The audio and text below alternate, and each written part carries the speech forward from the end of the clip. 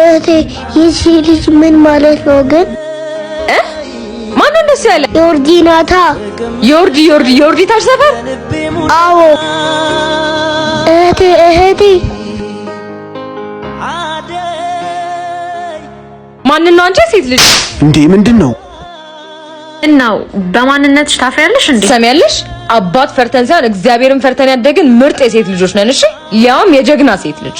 ሴት ሆነሽ እንዴት የሴት ልጅ ብለሽ ትሳደቢያለሽ አንቺ?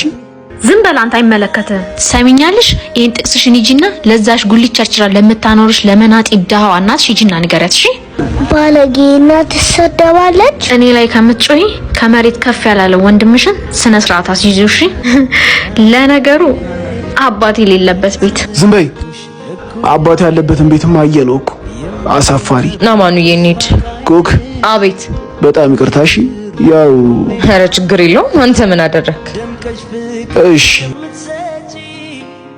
አማኑዬ ከዚህ በኋላ እዛ ሰፈር እንዳትሄድ። እሺ እሺ ጎበዝ የኔ ጀግና።